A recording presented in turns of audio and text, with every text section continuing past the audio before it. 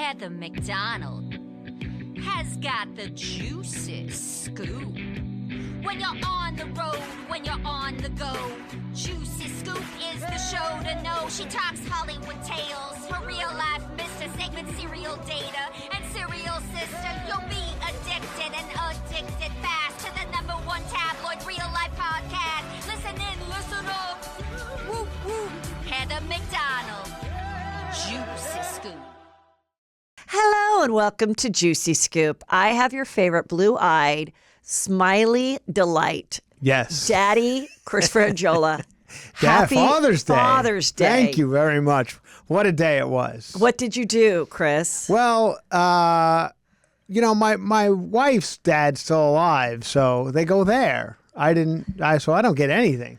My wife's like, well, you're not my dad. I was like, I guess that's true, and my daughter doesn't care. So yeah, nothing. It's really interesting because, I saw a lot online for Mother's Day about people educating mothers who now have sons that are married to women, right? And they have kids, and that you should step back and not be demanding of their time or what they want to do. You should be like to your son, do what's right for your wife. I had the breakfast in bed and all that. Like, it's not about me. Yeah. But I think it's also about how the kid wants to spend their time. Like, if you are like, I want to do this for my dad because he'll be hurt, then it's a hard thing to navigate. I say, it should have been about me, right? It should have been about me. I think it should have been. What I would have done. Okay. If I don't really remember. I had a lot of Father's Day with my dad, and Peter never really cared. So I think it would be the summer and like whatever. My mom would make some food and we would do like a barbecue. We lived next door. It was very convenient to celebrate both. Yeah. But what I would say to somebody else that like lives within the area, why don't you like do something with your dad on Saturday night, or ask your husband, would you like to celebrate on Saturday or would you like to celebrate Sunday, and what would you do? Now with me, so it was Peter, right? Right. So we just had a great time in Cabo, which I'll get into. But wake up that day, I'm like, what do you want? Like, I will go to the bagel place, get what you want, And then they wanted to play golf. And I was like, okay, well, they have a really nice thing at the club at 4:00 with lobster tail and everything. He's like, nope, don't want to do that. Don't want to do it. Right. And I was like, all right, well, I guess we can come join you and we'll just like eat at the casual spot. Well, they closed the casual spot at the club because they had all their people working on the fancy 4:00 lobster tail. Okay. So then they went and they picked up California pita for us on the way home, and we all ate out of styrofoam. That's what he wanted. Yeah, I think that's... Like, who cares? I'm just like, whatever you want. Yeah, my family left, and I stayed at home with the peace and quiet, which was the greatest gift I could have ever gotten. Yeah, exactly. But I can't say that, of course. I can't say that. But you can also just, I think the biggest thing is just communicate, whether it's Mother's Day, someone's birthday. Yeah. Just be like, what do you, and if your mind changes halfway through the day and you're like, I don't want to put on makeup and go to this dinner. Yeah. Or I don't, Right. Well, and also there was, I don't know if you've noticed in your neighborhood, there's some ash in the air. There's like ash flying around. No, I didn't notice that. I was outside and I thought it was a beautiful day outside. It is a beautiful day, but there seems to be some ash on my car and stuff. Oh. So I woke up in the morning on Sunday, Father's Day, and I saw some ash on my car.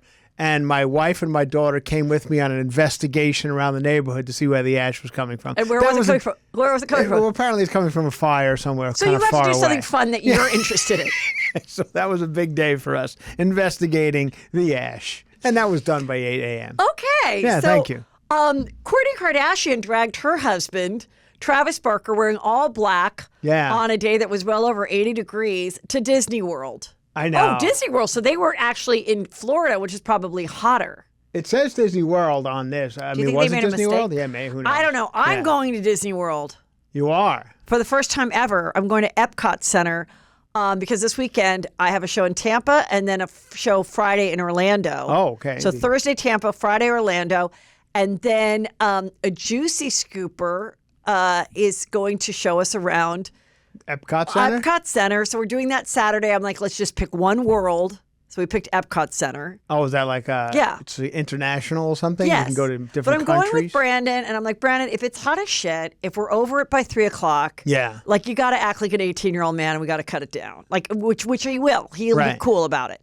So, but I can't imagine a lot of dads saying, for Father's Day, I would like to go to an amusement park. Well, how old is their child? It's not even old enough to get it, right? It's like the baby's not even 1. Yeah, so there's no reason.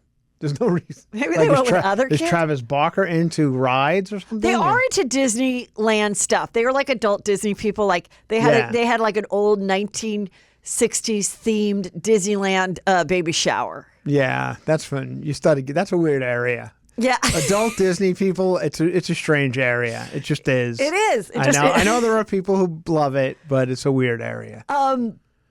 Now, is he, I know you've talked about this on the podcast in the past, but is he considered rodent hot? Is he rodent? Yes, 100%. He's tattooed rodent. But I think he's a little too old to be rodent. He's been around a while now. Yeah. Yeah. Who do you think was the original rodent? But if you see him, like when he was a teenager before all the tats, he was just straight up rodent nerd. Yeah, okay. The tats made him, and his talent made him sexy. Right. Know? Yeah. I mean, I don't think I'm ever going to get a break in this town because I was never good looking enough to be in like the Brad Pitt, the hot era. Right. The era of those guys when really good looking was it. I wasn't that good looking, and then you're not a character actor, right? You're not super hot. Mm-hmm. I think you and I fall into somewhat attractive. Yeah, exactly. If there was a breakdown, somewhat attractive. I could go for that. But you're not rodent either. Neither am I. I wouldn't be considered rodent, which is the hot thing. I should have leaned into more just being an ugly dork. Yeah, like I would put on too much makeup and look too cute. When I should have gone for ugly dork, because the few parts I got, I was a dork. Like when I guest starred on Frasier, it was like he was on a horrible date, a speed date with me, being like, "Arr, you know what that latest R-rated movie it was rated?" Or what the joke was? Have you heard of that new pirate movie? And then he goes, "No, I have not." And then Kelsey Grammer and I go, "It's rated R." And like they zoomed in on me and kind of make me look dorky, and I should have just. If my parents hadn't told me that I was so gorgeous, I should have embraced the character dork face. Right in, I think I could have gotten more work. Could have been a romantic comedy with Barry Keoghan or whatever that weird looking guy is. He's the one who did all this. He came out of nowhere. Is that the Saltburn? Saltburn guy, the weird that looks like he's 40, yeah. And then people say Adam Driver is the one who... But Adam Driver is the one. But because when it started, when he was screwing... in the movie Gills, I thought he was ugly, and they were an equally unattractive bunch. But he's a good-looking guy. But then I was like, no, wait, he's hot. Yeah. Like, he's sexy, he's fit. I know. And then she just kept casting hot guys that were in love with her, which I also love. She's the Woody Allen of our time. She's the female Woody Allen. Lena Dunham. Lena Dunham. In that show, she was the female Woody Allen that convinced us that all these guys would be attracted to her, because you keep seeing it and you're like, yeah, that's Talk about rodent hot. She was like a wombat.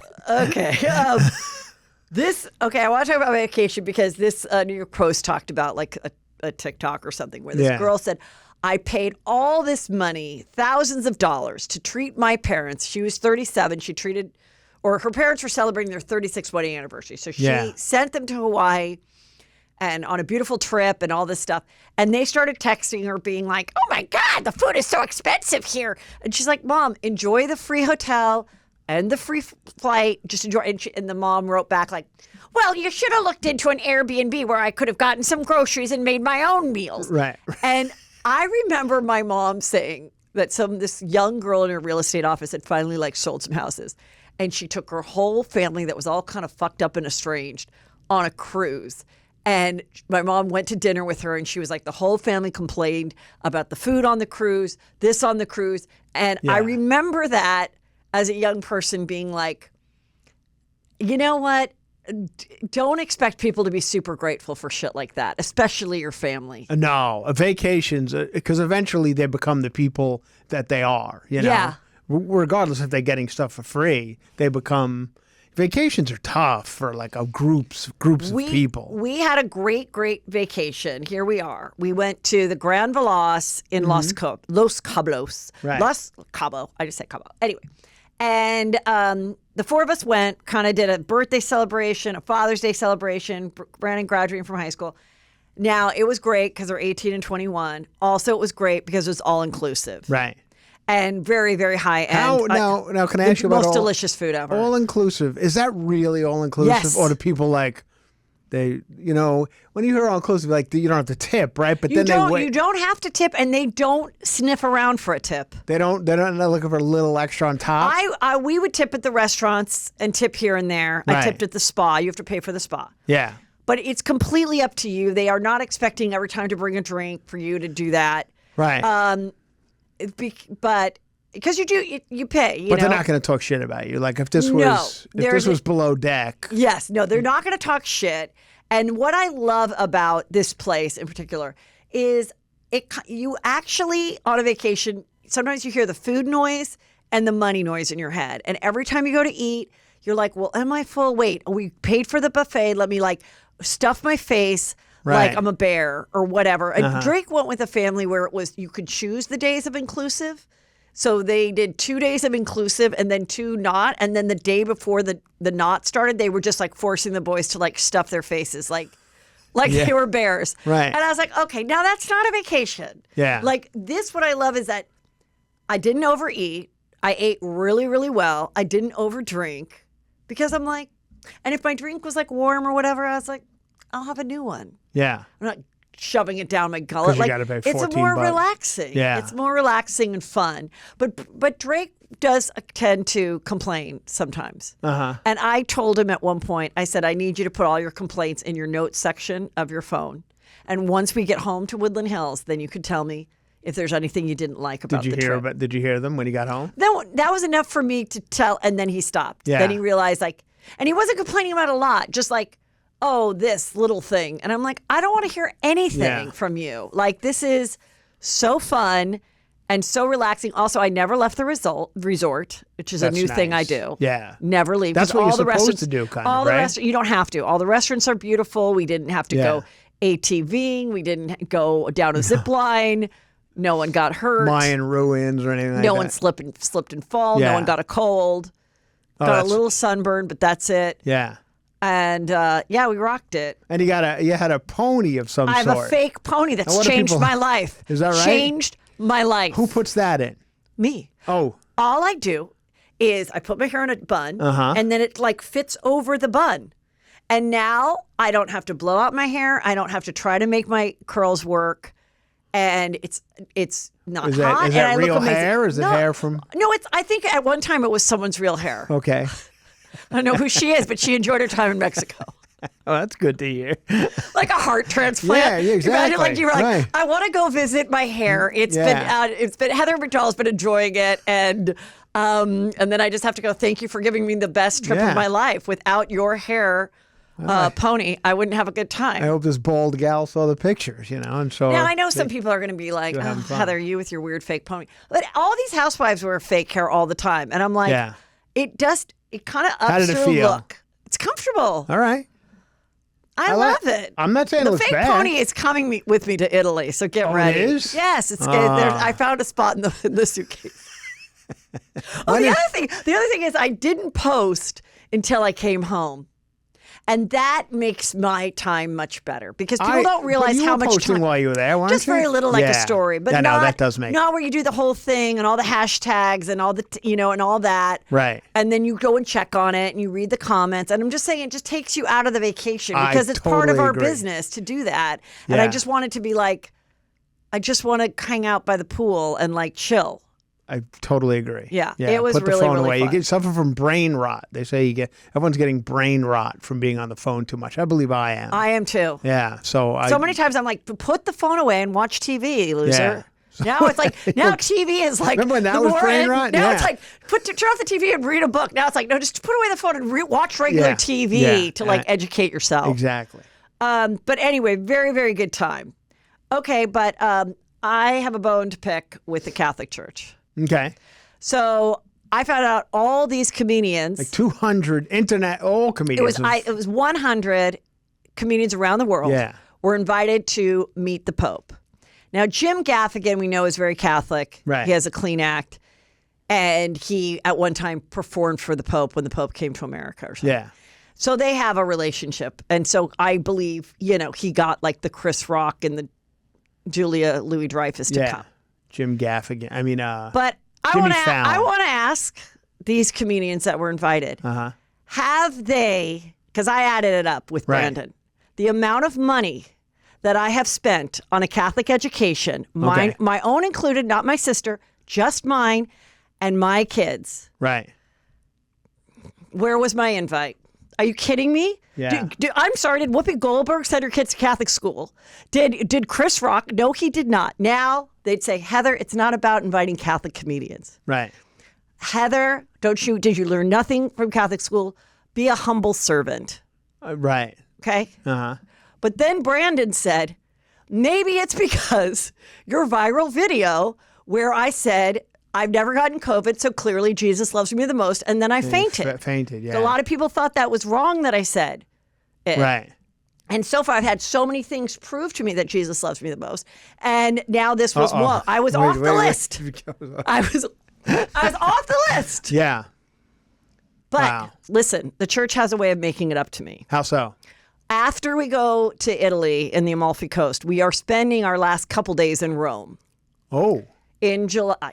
Yeah. So like July 22 and 23. Maybe you can get in to see him. If he wishes to see me. If he wishes to see me and but the whole reason I said that is because I believe Jesus thinks I'm a hoot. So I love that he thought this was about him, the acknowledging that comedians, or they might say edgy things and this and that. Why were the comedian? What was the point of it? I think the point was to be like, as the Catholic Church, like, we don't think that you're blasphemous, horrible people like Heather McDonald. Right.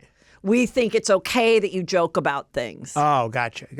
And I think Jim probably was the one that was in charge of hiring the people, and I don't know him personally. Oh, okay. But once again, you get left out because you were too good looking. And then you weren't good looking enough. Yeah. And I never get a break. Well, I'm sorry. Are there any other female headlining comedians that actively talk about the Catholic religion in a positive way as much as I have in my books, in my stand-up, on my podcast? No, there is not. So yeah, am I a little bit pissed today?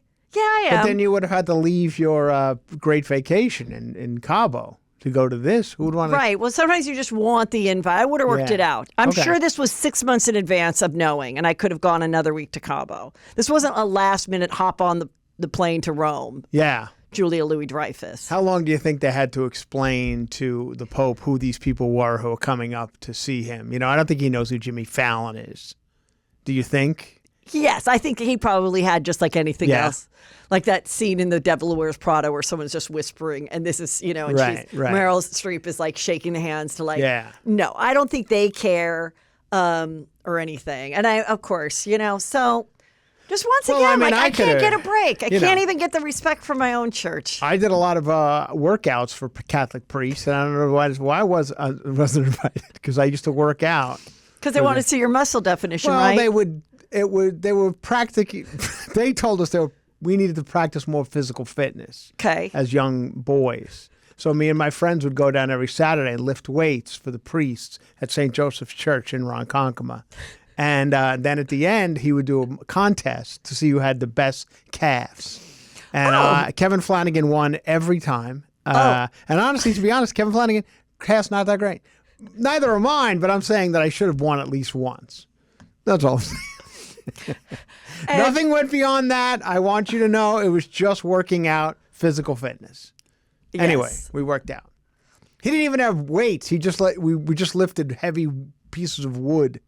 Well, my dad's first cousin, was a priest from Ireland. Mm-hmm. And we had some nuns in our family. And even then, this didn't get me. We had two. I have two uncles who are priests. We can make up for it. I saw the other priest when he came to L.A. in the 80s. Went on a bus trip with a bunch of Catholic girls and went to Dodger Stadium and watched the Pope Mobile go by. Pope John Paul, was that? Yeah. Yeah. Anyway. I'm sorry that you didn't get invited. I mean, just sometimes I'm just like...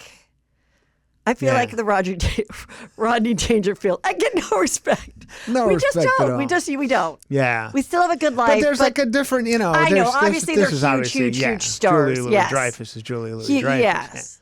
Yeah. And like I said, I don't know Jim Gaffigan. Right. So if we were friends, if I would have reached out and made friends with his wife 10 years ago, maybe I could have somehow weaseled in on Now, the this Pope trip. has been in trouble lately for he's saying a word that they're saying that there's, I believe he's from Argentina, and they're saying that he's using a slang term for gay. He's using the F word in his speeches. And they told him once. Translation. They're saying there's something lost in translation. He doesn't mean to be derogatory. Oh, okay. But I believe the word he's using is, I'm just going to say it's called faggotry. Oh. And he's used it twice now, and I've told him you can't use that word, but he used it again last week. So I wonder if that's something the comedians could joke about, or that's off limits, that he's saying faggotry about the Catholic Church. Well, now I just got disinvited. Someone there was a Juicy Scooper working at the Vatican that was listening to me laughing, writing my name down, starting an email to get me to be able to be invited, and now it just got X'd. Thanks to you, but it's fine. Well, no, I'm just saying he said. I'm just reporting the news. Like all these guys. Jimmy Fallon doing his Pope. Oh, and I had like a viral. Well, maybe it wasn't viral, but it was a few hundred things of me. I actually do bits in church. Like I actually showed Brandon doing a speech about me during a mass. That was at church? Yeah. All right. I mean, it was in an auditorium, but it was a mass. Well, maybe they'll do it. Maybe it's going to be like Netflix as a joke festival. They'll do it next year too. Maybe they'll roast Pope. I did tag. I did go on here and I said, "Where is at Heather McDonald?" She's a good female Catholic comedian. Well, maybe he'll see Can you it. let me know today's show? And we'll see. The 6 people will like it, and 2 people will be like, "Yeah, Heather, we don't care about you."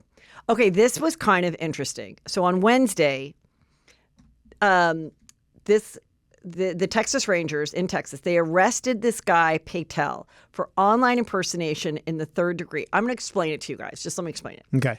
This, from what I understand, this guy was running against, he's a Democrat, he's running against a Republican in Texas for a thing. Okay. And then he went on and said, "Oh my God, I'm getting so much hate from all these people that are clearly fans of the Republican who are calling me, because he's not white, racist things and all that. Like, clearly my opponent, the Republican, is, just like a Donald Trump with his horrible minions who are coming after me." Well, the opponent noticed that one of these this collab that he did of all the hate was a handle of someone that went after him. Yeah. So they did an investigation, and it was him. Oh, he was writing. He had all these accounts. They all came from his computer, and he was writing all the racist hate about himself to him to appear like a victim. Like it's like a Jussie Smollett light. Oh, okay. Yeah. And what was in the hopes that people would feel sorry for him and vote for him or something? Yes, and for the hopes that people would be so turned off by the opponent. Yeah. Like, we don't want to be associated with any type of his fans. Right. And, I want to say, as someone who's been a victim of this, it's time we normalize not to pay any attention to online comments and troll accounts. Right. They're not real threats. Mm-hmm. No one is coming to kill you. And stop using it to victimize yourself, to be like, "Oh my God, look how horrible." And don't you fall for it as the people that see it. Like, ignore it. Like, unless somebody's really like coming to your house and there's stuff like in the mail. Yeah. Let's not bother the police with this shit, and just delete and block and move the fuck along. Because it's not real. It's too hard to figure out where it's really coming from. Yeah. So you shouldn't accuse your enemy of them doing it, because it might be yourself. It might be coming from within the house to get stories or to get sympathy. Yeah. And I truly believe that with a lot of things. So, anyway, now he got arrested because it's a crime.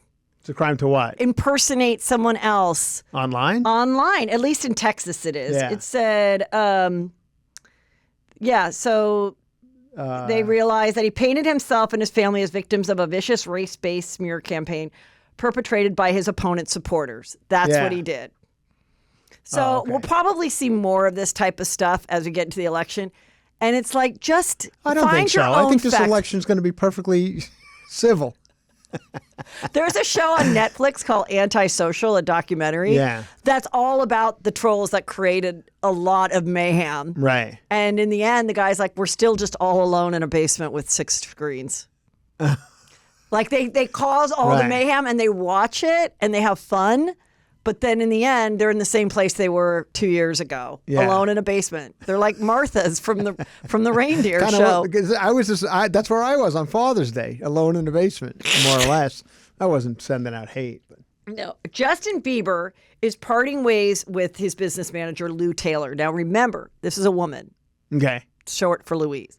She is the one that was Britney Spears' business manager and all that stuff. Yeah. So he announced he's going away from her. He's choosing Johnny Depp's financial advisor. Oh, but then that was last night. And then today, Scooter Braun, who also used to manage Justin, he has retired from music management. After 23 years, he's divorced. And his reason was, I have 3 stars in my life that need more attention. And those are his 3 kids. Yeah. And, but I don't know. I think it's all very suspicious. How so? I don't know, just from like the stuff with the P. Diddy and everything, and Lou Taylor and Britney Spears and all of this stuff that's just like kind of coming out that isn't up to par. I think he's probably like, maybe it's time I bow out. Now, remember, he got a lot of hate from the Swifties. Taylor Swift, because he bought the catalog. Right. But then there was a discussion that like he did nothing wrong, it was up for sale and he bought it. That's what he said, Right. And it was her other music management company that kind of did it from underneath her, and her dad had signed off on it and all this other stuff. So maybe he's just rich enough and he's just like, but I want to know, where the fuck does the name Scooter come from? Is that a real name? Was he born as Scooter? Probably not. So it's a nickname, Well, then, like, as a man that's like entering like late 40s, do you just like say, just call me Scott? Well, maybe now that he's retired, he can go back to his real name. Which is Moped Braun. Strange. No, just kidding. Come on, everybody. Let's have some fun. Yeah. Still looking young, though. Yeah. We used to know him a little bit. Remember, he was always kind of in our world back in the Chelsea Lately days? Well, I just feel like we talked about him a lot. But he was like the manager of several people we had as guests quite a bit. Not just Justin Bieber, several other people. And, he was always hanging around our offices in the early days. Way back. But I don't know. It'll be interesting to kind of see what goes on. And I'm not accusing him of anything bad. But remember, right before the P. Diddy thing all got exposed, he all of a sudden goes, I'm giving all the publishing rights back to all of my artists. P. Diddy said that. Yeah, just as a goodness out of my heart. Right. Just you guys, just... But how was Scooter Braun affiliated with P. Diddy? Did he manage him? No, I'm just saying... It just is an interesting time for this stuff to come out where maybe he's just like, I'm out. I just don't want to be part of the music industry. It's icky. It's gross. Right. And maybe it really is just pure things. I have plenty of money and I want to hang out with my kids. I'm divorced and I don't want to screw up these relationships. Hopefully. That could be. Hopefully that's it. But I'm just saying, when P. Diddy did that, I was like, I don't believe P. Diddy's doing this out of the goodness of his heart. I think he's doing this to like go, some shit's going down and I hope you guys don't come after me. So here's your publishing rights. And literally a month later, all this shit went down. Where does P. Diddy go from here? I mean, it's over, Well, he had right? to give back the key. To what city? To the city of New York. Oh. That guy asked for it back. Eric Adams. Eric Adams, yeah. With the key back. And he's like... It doesn't really open anything, right? Like you can't open a Sbarro at 2 a.m. in Times Square. What if it did? What if every key? What if it was like a master key that just opened to every restaurant? Hey, you guys want to go to Bubba Gump? I have the key. What? Yes. I don't think it. But so he had to give it back. Oh, that's too bad. In light of the horrible Cassie video. It's a terrible video, and that's pretty much the end of his career. But when did he put on the socks or the towel? I feel like it was in the hallway in the video. He's wearing socks and a towel, which means he either was he was completely nude with socks on. He put on his socks first. That's what I'm saying. That's a strange look. Did he get out of the shower? Right. You're right. Who puts on socks before you put on underwear and a shirt? Socks are the last thing before the shoes. Exactly. So that is interesting. The socks and the towel were a weird choice for the hallway. And I'm also like, you're so, determined to go get her in the hallway and bring her back. But you care about covering your own self. Like you're doing something, but you're like, I'm surprised you didn't walk out just like butt naked in a rush. I know. Anyway, I was just weirded out by the socks and the towel. That's horrible. Okay. And also, his glasses have been taken. I go to America's Best Optometry, and I. Oh, he has Sean glass John, the Sean John collection. He had so many clothes. Remember the Sean John sweatshirts and stuff? A lot of clothes. He's got a ton. Go over to any Marshalls. You see a bunch of Sean John sweatsuits. But anyway, I used to get I would get his glasses at America's Best. And now I got to go over to the Randy Jackson collection. He really does. He has pretty nice. I have several pairs. Okay. Randy Jackson. I don't think he's in any trouble, is he? No, and I just met him, but a year and a half ago when I did the Name That Tune. Oh, Randy in Jackson's Ireland, on that? He was on it. Yeah. Oh, okay. And I had this yellow blazer on that was Veronica Beard. And he was like, where did you get that blazer? I want that for myself. And I was like, whoa. Well, I mean, it was a female blazer. Yeah. Anyway. He can. These days, enjoy it. You're right. Yeah. You're right. Okay, so Legos. The crime is just getting worse and worse. Yeah. First of all, yesterday I saw video of this horrific jewelry robbery. The surveillance camera of it somewhere in California. Smash and grab? It was beyond a smash and grab. It was like 25 people bursting into a big jewelry store, crashing every single one, and taking it all. And I think I said this to you once before, but it's like, I wonder if like old, like sophisticated, like Ocean's 11 type of thieves are like sitting in prison, like watching these smash and grabs and being like, why didn't we all just put on masks and get together? And just run out. Yeah. Why did we have to do these elaborate things when we could have just all, like they must be jealous that these guys could just text each other and be like, meet at K Jewelers, at 4. And, wear your sweatshirt and then put it over your head and put on your mask and like we all just go together. Yeah. I mean, it's crazy. Then whatever you can take, you take for yourselves. But in the group, then how are they ever going to know who it is? Yeah. But now it's happening with Legos. Now, they're smashing and grabbing Legos? Well, they're stealing them from. It's a little more elaborate from the stores, Walmart and whatnot. But now those will be the next things, just like your skin cream. They have the alarm on them. They have the alarm on that's them why. at Target. Because some of them are like $700. Like you get the Millennium Falcon or whatever. Well, they've always been really expensive, and as much as a mom that stepped on Legos and like had all the Lego things. Yeah. You always think that your kid is going to play with like the ones that are like left over and make their own thing, but they don't. Right. So you buy this big thing that has always been expensive. And if you lose any pieces of it, it's screwed, right?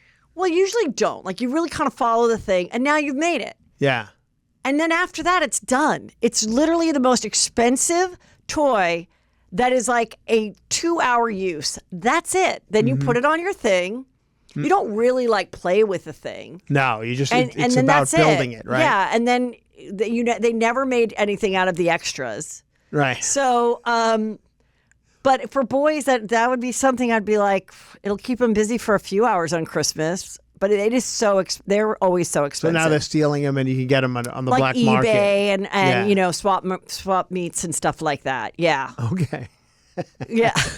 Psst, psst, yo! I got these Mickey Mouse. What? Lego Mickey Mouse. Yeah. Oh, okay. You want to, price, yeah. But you want the Star Wars. You want those are the good ones. Ford Mustang. I kind of remember the day that like it was like the last Christmas that I was like, do you want any like special Legos? And then and each kid was like, no. And we haven't gone down that road yet. My daughter's not Lego at all. Thankfully, they tried to make it for girls and do like Barbies and stuff, but the following the instructions is just so much more, in a general sense, more of a dude's brain than a girl's, and it's just like girls have more of an imagination, and the boys like want to like follow the thing and put it together like a mechanic. You know, like that's why they're a great gift. But that's the deal.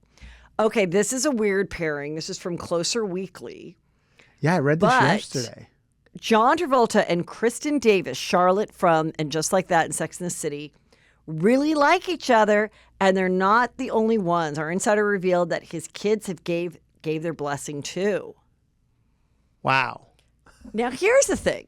She's divorced or something? I want to say that she adopted kids on her own. Oh, okay. Something like that. Yeah.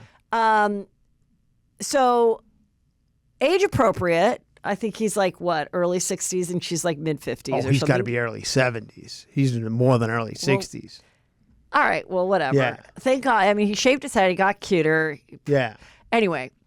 The wigs are gone. Like the wigs are gone. You know, he's a widow. Now. There's a Scientology. Is she Scientology? I think she is, isn't she? Wasn't there talk? No, I don't think she was ever Scientology. Maybe not. I think at this point, he's probably like, I am not going to just like hold it to. Here's the thing, though. There were so many rumors back in the day. Right. Of him liking men sexually. Yeah. And the evidence, which I don't know that, you know, it was true, was him kissing his pilot. There was a photo of them kissing. Right. And then people said, no, it could have just been like, you know, not full kissing, maybe da-da-da. People always justify that. A European thing. A European thing. Sure. Then there was the guy that there was a whole like tabloid story of a guy allegedly saying that like he wanted massages and, you know, asked men, da-da-da-da. And then the whole thing of Scientology being like, you know, did he struggle with his sexuality? And Scientology had the secrets for when they take those 2 cans and be audited. Right. And, you know, and that is why he's so loyal to Scientology. Yeah. But now if he's pursuing a romantic relationship with a woman well into his 60s, it makes me wonder, A, maybe he's bi, who cares? Right. And, but like what, you know, maybe none of this was true. None of it. Well, yeah. I mean, who knows? It was always just rumored.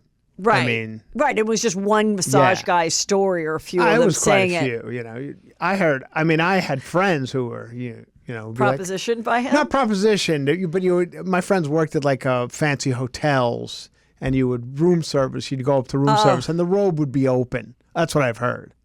Just, you know, but it was no proposition. Just like maybe. If this is something you're interested in. I feel like now, like even if I order room service, like I shouldn't even, I feel like anytime you're in a hotel robe, it's like could get you in trouble now. Right. That's what I'm saying. Like I put on a hotel robe. I've come out like in the towel and been like, oh, you can just leave it there. Especially when because they come in. Yeah. And it's like, you know, it's a weird, they should just leave it outside and go, okay, it's a different time we live in, you know? Okay. Taking all those rumors away. Okay. I don't know. This could be kind of great if it's true and they really like each other because, like I said, I don't think she ever got married. I want to say she has like 1 or 2 adopted children. Yeah. Like from Africa or something because she was really into elephants as a charity. Oh. Well, that's So I don't know why that sounded so funny when I delivered it. But no, like I followed her and it was a lot about like elephant stuff. Have you seen that video about the one elephant that can paint and then all the other elephants are like dicks to it and like push it in the water and stuff? Well, you know. Yeah, like because one has like really. One's got talent. One's got total talent and they're just like, oh, you think you're all that? And then his like paint's being flown. I heard that elephant's meeting the Pope next week. I know. I mean, Jesus. Heather, be a humble servant. So also, anyway. Heather, you don't have to be invited to everything. Okay, shut up, girl. Yes. But I mean, why wouldn't you like this? I mean, everyone kind of likes John Travolta. I feel like he's one of those guys that everyone kind of likes. You know, I mean, even nobody has a bad thing to say about him, really. No, everyone says he was always just like a totally people nice love him delight. on sets of movies and stuff. They say he's great to work with and very nice, flies planes and like a charitable guy. No, I think. I feel like he's one of those that the only movies he's done in the last like 15 years or 10 years have been like the Randall Emmett films that are like all the old he's like stars or maybe I don't know what he's done lately. He's like you ever look in a red box? There's nothing sadder than a red box in front of a 7-Eleven. Do they still exist? In some neighborhoods, in front of a 7-Eleven, you know. And then you look in there, and there's movies. You're like, wait a minute, John Travolta's made 7 movies that I've never even heard of, and they're in red box, you know. He kind of had an interesting romantic history. When he was Boy in the Plastic Bubble, he fell in love and had a full-on relationship with the woman who played his mother. Is that, I think, right. Betty Broderick? No, it wasn't Betty Broderick. It was this woman. So she was like 42 and he was like 21. And they were like together for a very long time. Yes. And then there was rumors that he was with Lily Tomlin at one point. I remember that when I was growing up, he was the biggest star in the world. Right, because it was he was on the cover of the paper every day with whoever. I don't know. I would like to see this happen, and I would like to see him in something else. I feel like it's been so long since we've seen him do anything. Yeah, he's due for it because he has like a comeback. Pulp Fiction, of course, that was a long time ago, but that was his big comeback, and then he needs to play like a Father of the Bride type of like movie, like just like be like cute and cheesy. I think you just need to have him host the Oscars because remember he just comes and does these great flubs and they're brilliantly talented. Wickedly. Yeah, that was it. The wickedly talented. Adele Dazeem. Oh, the Tonys were last night. I watched it a little bit. I haven't seen any of the shows. I don't know anything, but good. Congrats to the winners. Okay, J-Lo gets to keep her $2.5 million canceled tour amid marital woes. So I guess, part of the tour was she got some money up front. Yeah. Then the tour was canceled. She gets to keep that because they say it's going to be rescheduled. Yeah. Okay. But I don't know. I think, I think that the whatever, AG Live or who is it that does it? Whoever's put the thing together. Yeah. I think they had decided, along with her, to cancel it. Yeah. And they're going to take it to the grave. That the ticket, it just wasn't worth it to continue, and we're going to take the loss. Right. And we're just going to cancel it. Then hire all the people to work it and all that. And then also she probably was like, I don't want to come to like a half-empty place, arena. Mm-hmm. You were the ones. I mean, there's got to be something where they came and they didn't do their due diligence or estimate correctly that this was going to be a huge hit. Now, why do you think people didn't buy tickets? Because I mean, she's no different than she got pop hits like a Janet Jackson. Okay, I know. I think I know why. And she dances. I think I know why. I feel like people are going to concerts still. It's not like there's an overwhelming. This is what I think. I think Beyonce and Taylor Swift, and even Madonna for that matter, money. No, they have hits. They have big hits. Right. Really big hits. But they have consecutively gone out every couple years and toured and toured and toured and toured. So people go and they're like, I mean, Madonna always puts on a great show. But someone like a Beyonce and Taylor that have really, done great in the last 10 years, it's like they know that that they go, it's going to be a killer show. And so they're like loyal fans, just like when we as comedians go. And sometimes my agent would say this, and I'd be like, "But aren't the people sick of me?" He's like, "No, if you go back to the same place and you consecutively be good." Yeah. They're like, "I had such a good time last time," and it's true. I have people that are like, "I've seen you 4-5 times." Yeah. Because I give a good show and they come and they're loyal. But like she didn't do that because she did so many movies and things in between. Right. So she just doesn't she's a great performer, but it's not like she has these rabid J-Lo fans like Swifties or the Beehive.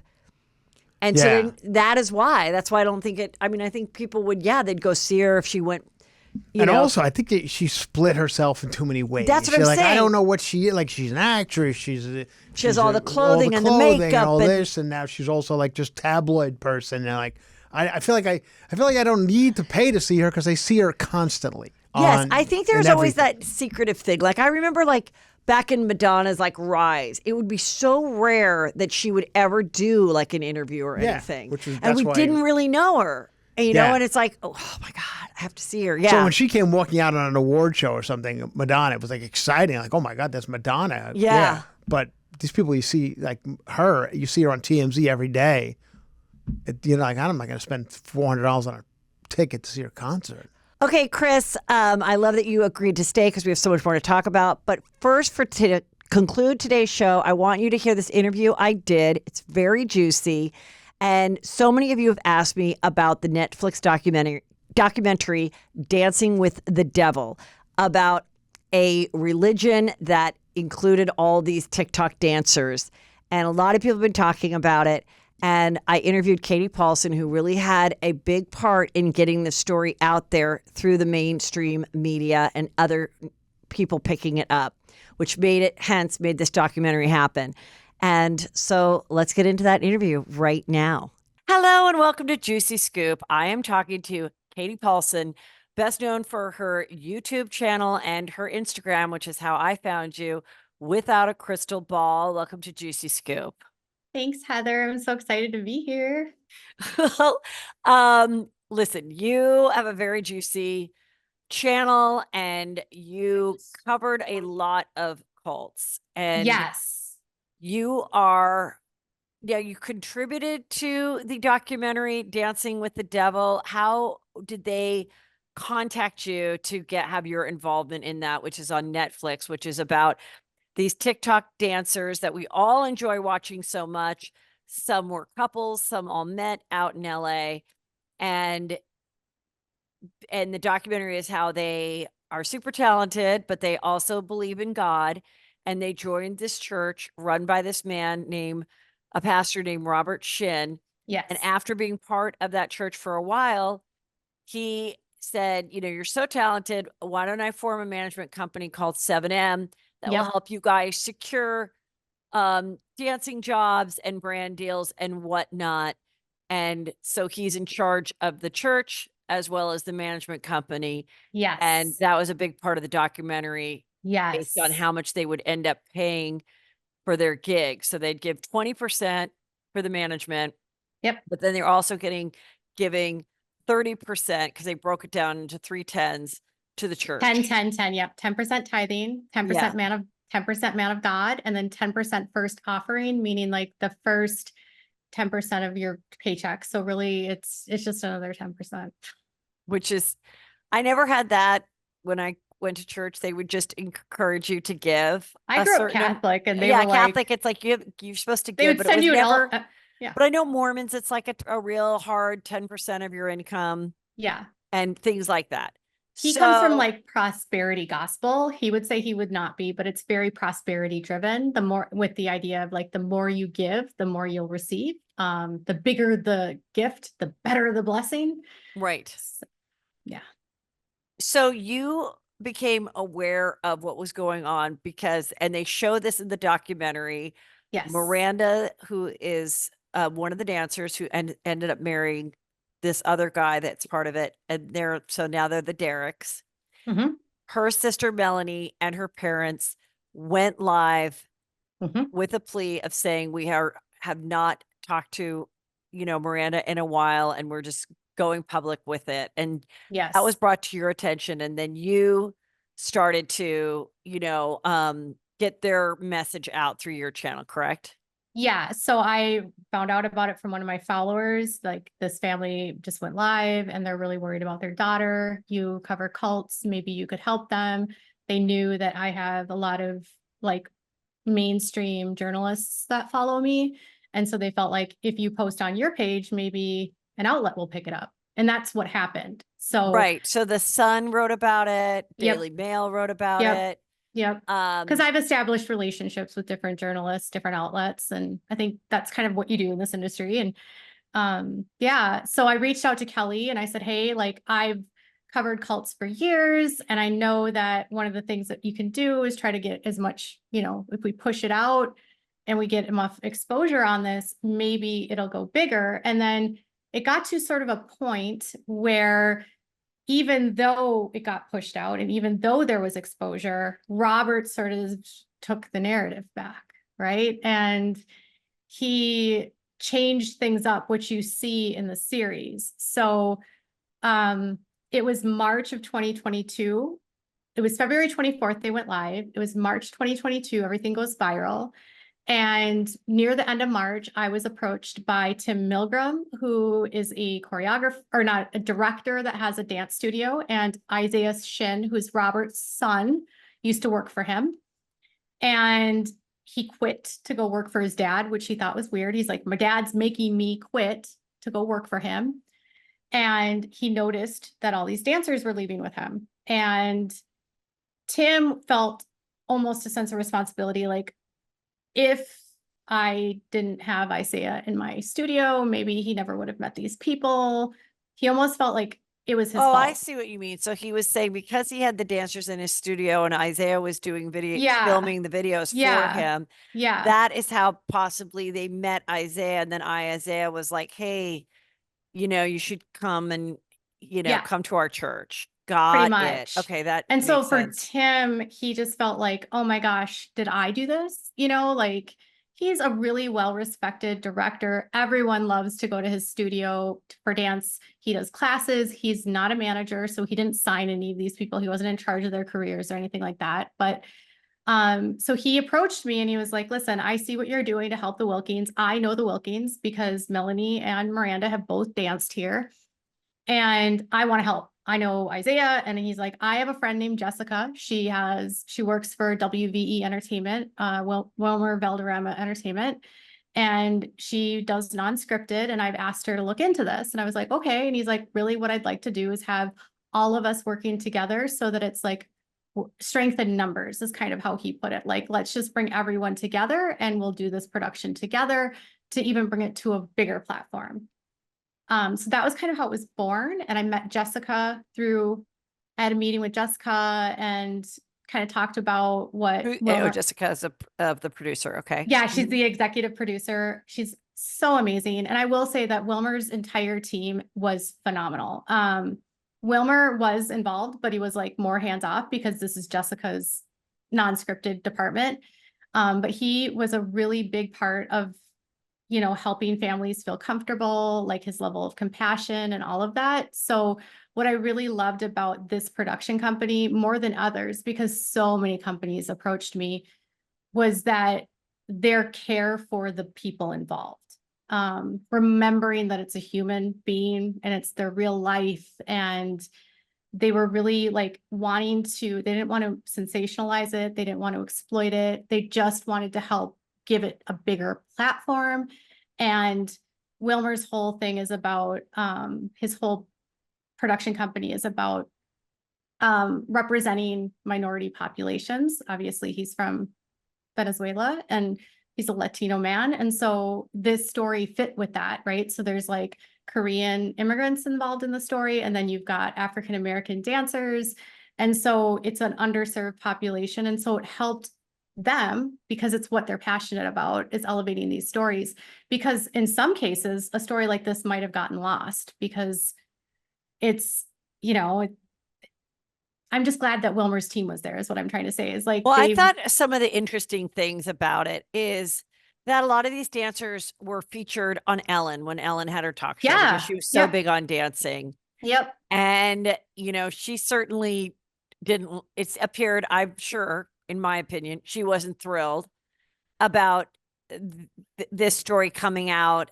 And in her defense, these are good dancers. I don't think that she was, taking a cut or going to the church or anything. I just think the dancers came here and then they're like, oh my God, these dances are on Ellen. So it's like, okay. They're friends. Well, they were friends with Twitch, right? So Twitch was one of a contestant on So You Think You Can Dance. And so was Vic, who's It's Slavic, and Miranda competed on So You Think You Can Dance as well. So several of these dancers were friends with them because they were part of the like umbrella of So You Think You Can Dance.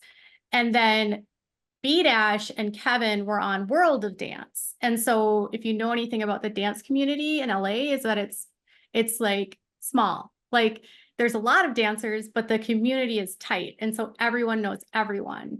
And so Twitch was bringing his friends on basically to dance. And I mean, I did think it was interesting, one part of it, to give Robert Shin as a producer and manager some credit, is he was coming up with these older, more classic songs that the kids had never heard of.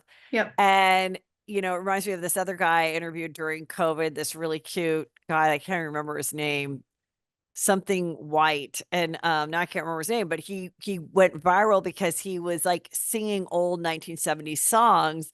Oh, and really? He was so cute, and he had like kind of wavy hair, and it brought Was it Vic?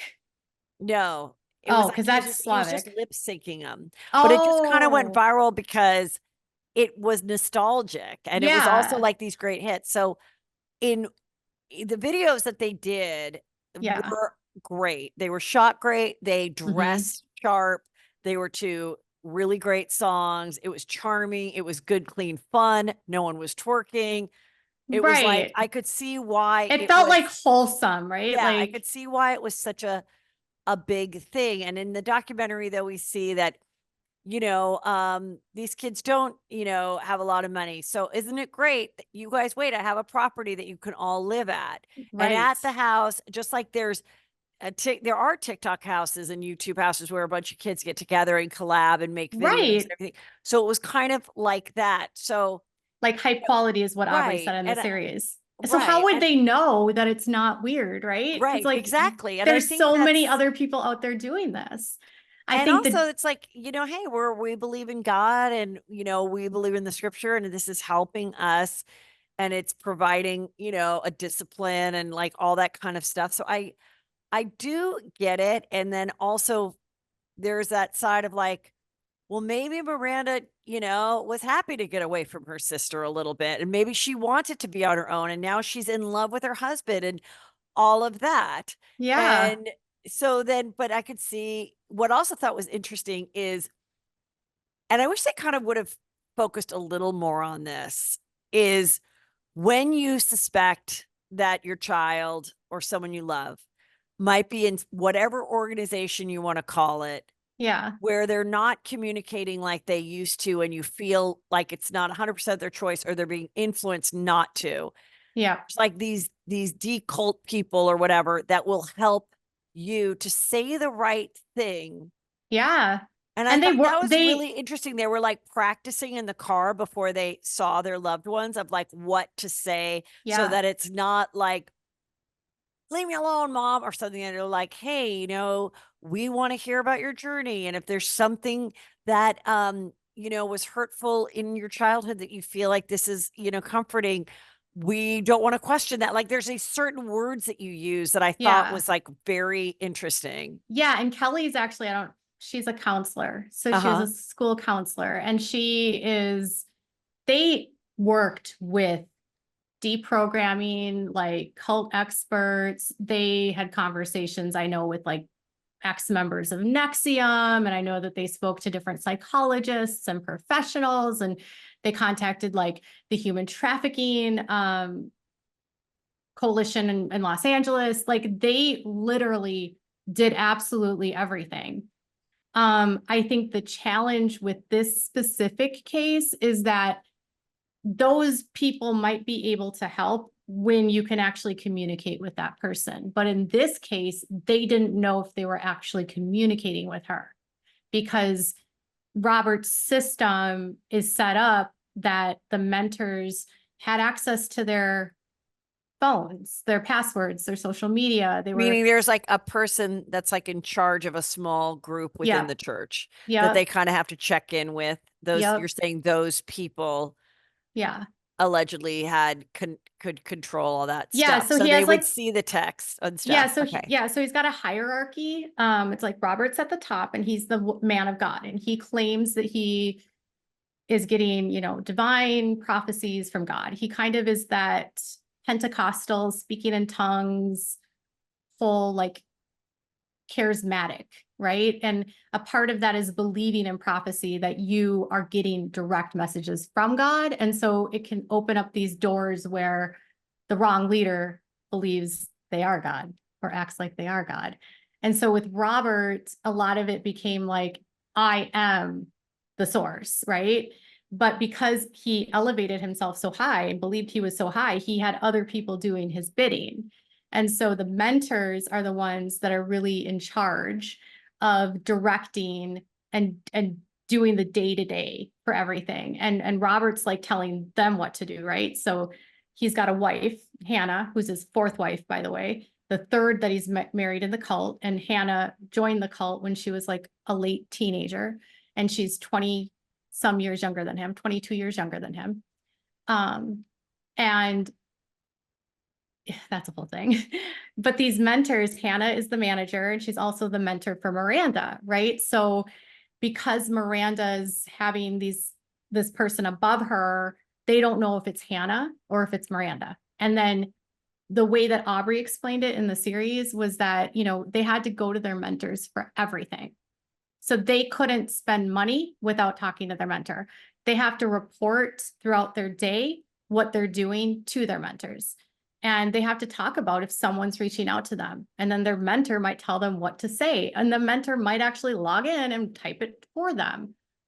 And in the case with Miranda and the other people, there was a suspicion that we've kind of had confirmed that they weren't really controlling their social media. Even though they could, they also had, the mentors had access to delete things, block people, you know, type in their DMs.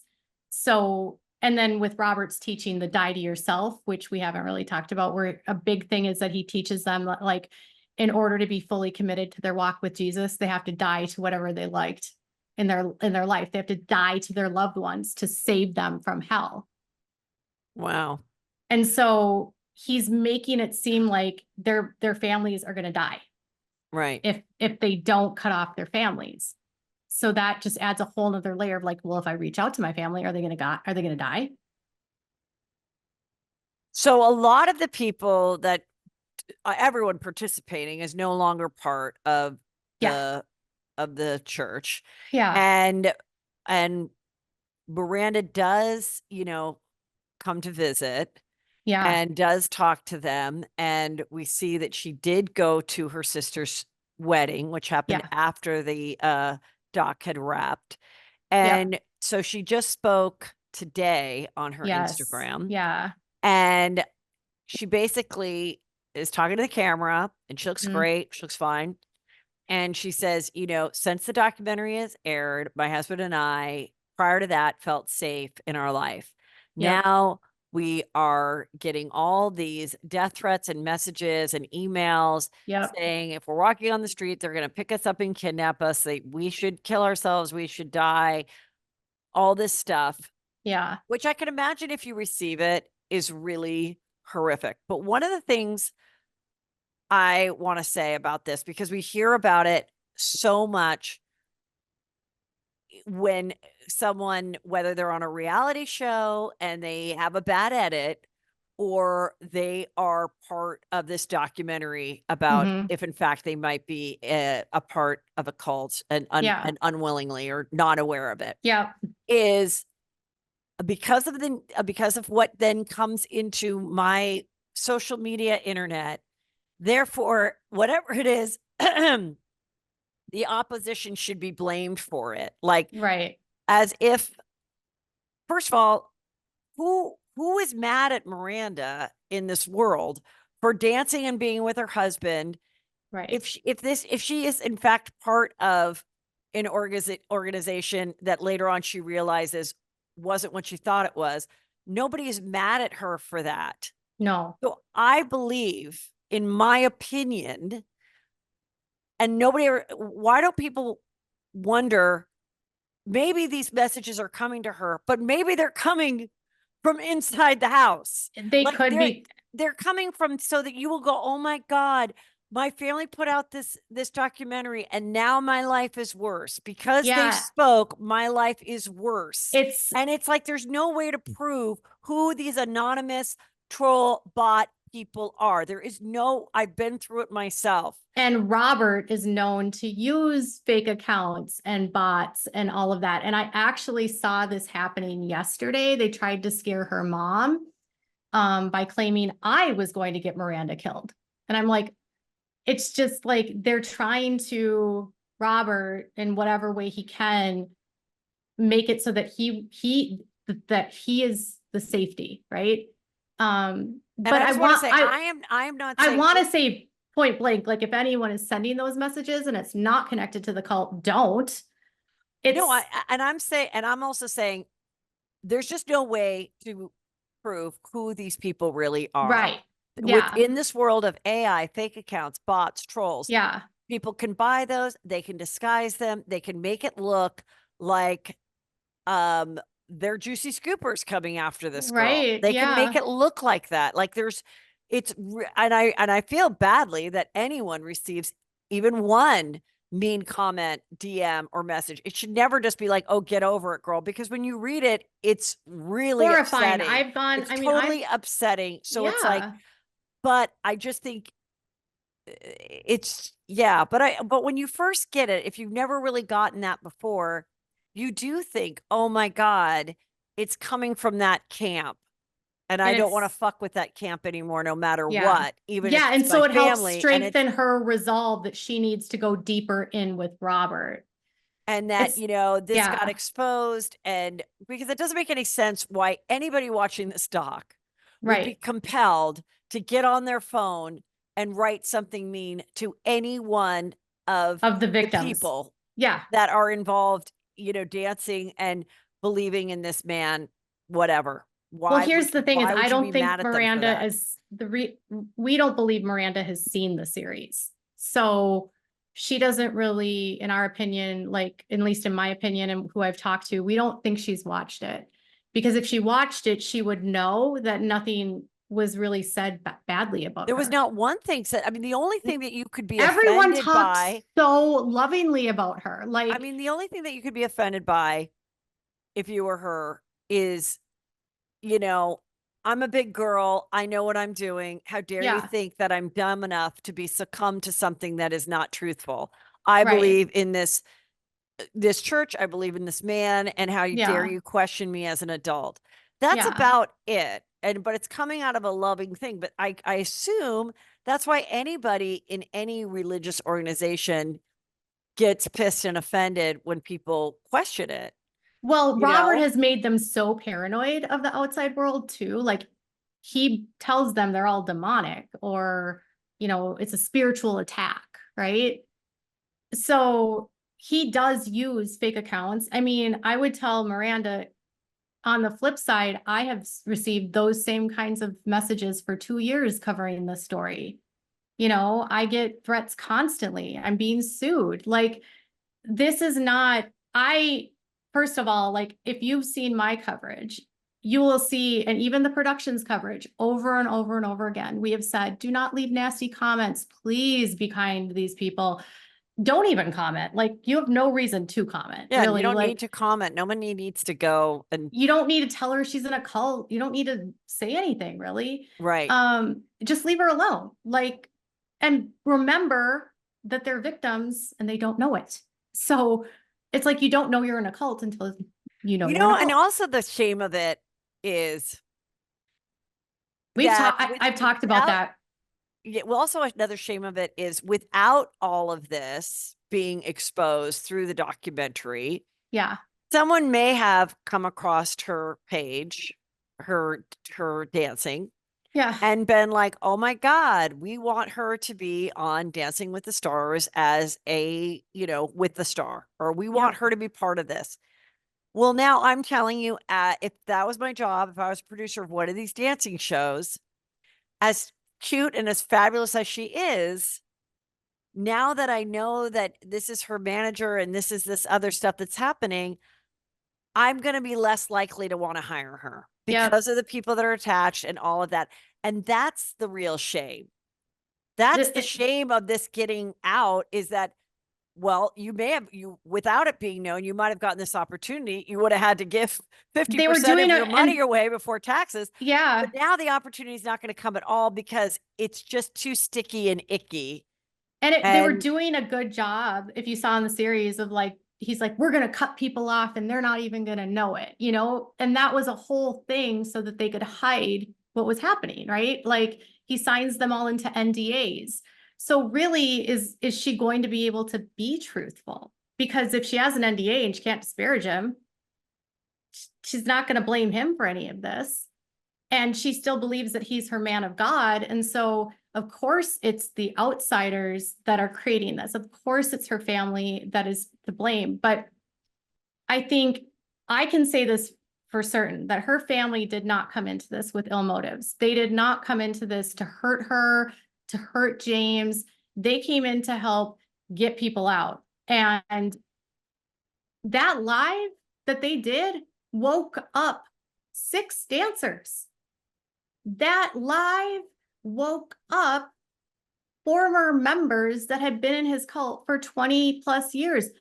Priscilla left as a result of everything that happened after they went live and all of that coverage, and mentors start finding out again that Robert, all these years later, is still having inappropriate relationships with women in his church while he's married, and that creates a whole conflict, and his daughter takes off with her husband, so families that were in this cult for 20 plus years are exiting as well, because they're like, this isn't what I signed up for.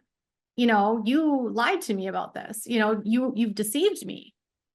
And we were shocked when Miranda and James didn't leave, and when Tight Eyes and Kendra and Vic and Nick didn't leave. It was shocking. So those people that are in the dock are still active in the company and the church. Yeah. Well, again, this is all, alleged, and then what we see and what has been told and from the other members. And she is saying she's very happy. She did go to the sister's wedding, and, and there was some of that in the doc of like, well, go call your family, go see your family, because this is out. We don't want it to look like you can't be hanging out with your family at all. Yeah. And I think now, because they can't do that, right? Like, he's been exposed. Like, that was a whole thing he was doing. So now what is he going to do? Yeah. He's going to try to blame the documentary for causing harm to her. Right. And really, anything that she posts right now is coming from him. So, and her mentors are telling her what to post. So do we even know that these are really happening? Do we know? I wonder if what if someone just reached out to 7M and they're a really good dancer, and they're like, hi, I'd like you to manage me, but I don't want to join your church. If you're truly a manager, then why not just like be thrilled that, oh, you have such great people under your management company, manage me. Like, then, you should be happy that you've been given all this attention. But they can't have happy that these great dancers are now being featured on an international platform. So, well, have you looked at the views on her Instagram are like through the roof right now? Like, so, I mean, why isn't there anything positive? Like, I would think a different attitude to take if I was he is to say, look, whatever, these things are not true. What is true is that I have these really talented dancers that, that are available to work and for things, and let's make a deal and whatever. And then also on Sundays, they come to my church and pray or whatever it is. Like, I'm just saying there's a way.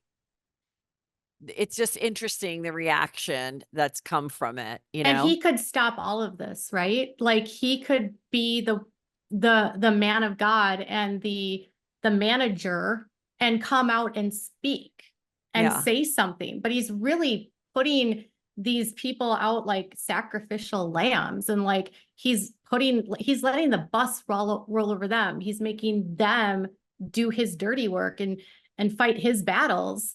And he's telling them probably that it's a spiritual attack against him and they need to pray harder and be more obedient to him. It's sad. What's going to happen is, like anything, in a week or two, there'll be another hot doc or thing that people will be talking about. And, and then these families will not have everyone chatting about it, getting the attention. And all they're going to be able to do is just hope and pray that they're able to keep the relationship with their daughter in an authentic way. And like, who knows if that'll happen. And then at a certain point, I feel like the family's got to get on with their life.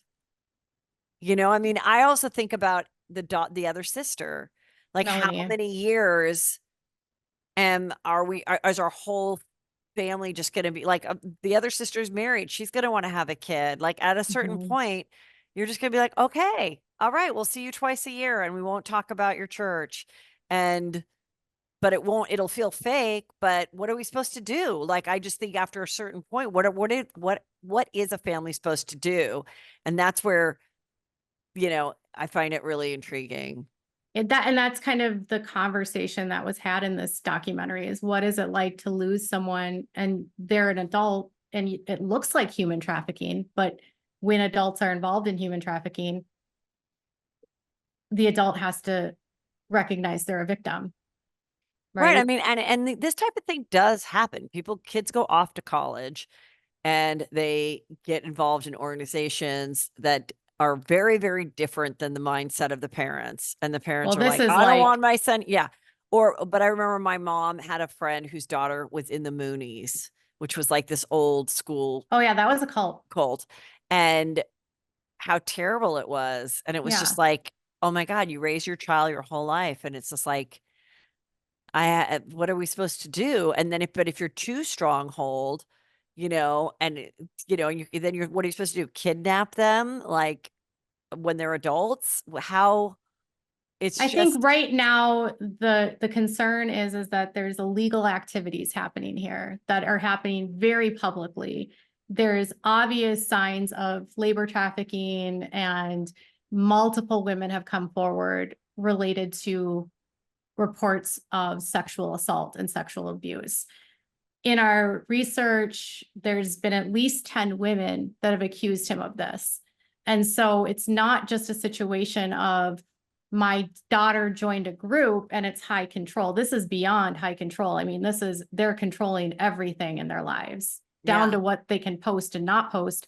And then for him to try to say that the documentary is making her unsafe when the reality is when Priscilla tried to leave. Who's Priscilla again? She was the one that came out of the cult. That was Melanie's sister. Oh, yes. When she tried to leave, she said she was beaten by Hannah for an hour. And, you know, she says that Robert raped her for years and she wasn't allowed to get married and she wasn't allowed to have kids because Robert will not let them have children. So it's she has filed a lawsuit against him, right? So this is everything you're saying is part of her lawsuit. Correct. And it's it's an allegation in a lawsuit, which he denies, right? So he says that the relationship was consensual and that no inappropriateness was happening outside the fact that he was her employer and pastor. Right. And had her living in housing. Now, the court, he tried to get it thrown out when she said that she was being human trafficked, and he said that she hadn't pled that complaint well, and the court basically said, no, she did. You were controlling her housing, her wallet, her keys, access to cars. I mean, Priscilla really was a prisoner in that White House in many respects. And for her to get out, she was beaten. So, like, that's the concern about the longer Miranda stays, that could be her. Yeah. And well, I mean, it was, you know, well, I commend you for, you know, using your platform to get this story out. I really do feel like you were the one that got the ball rolling. And hopefully, whatever happens, they continue to be happy and prosperous and don't fall to anything that's, you know, worse than what we've seen. And we'll see what comes about, you know, and hopefully everything with you in speaking your truth will, you know, come out on the right side. Yeah, I'm hopeful. Like this docuseries really helped everything that's been happening to me. And so I would just hope that the conversation keeps happening, that people start questioning like how many women have to come forward before police do anything about someone. Yeah, that was really interesting too and sad. We need a couple more women. It's like, oh my God. So you apparently have to be a serial person doing that in LA, right? Well, I mean, basically, it's like the Puff Daddy thing. Yeah, or Danny Masterson. Didn't happen until, it's like women in numbers is. Well, anyway, I'm going to let you go, but tell everybody where they can follow and get more of your content. So I am on Instagram. It's at Without a Crystal Ball. I'm also on TikTok at Without a Crystal Ball. And then I have my YouTube channel, which is Without a Crystal Ball. And then on Facebook, I'm Without a Crystal Ball, Katie Joy. So yeah, I do content on all the platforms, all the things. And I do love that name. That is very clever.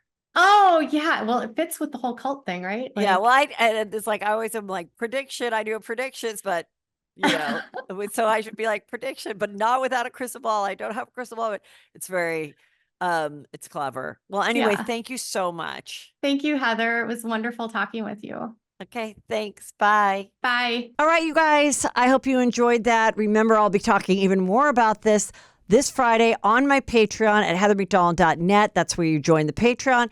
And then also, I will see you this Thursday in Tampa and Friday in Orlando. Everything, all these tickets for all my upcoming dates are at heathermcdonald.net.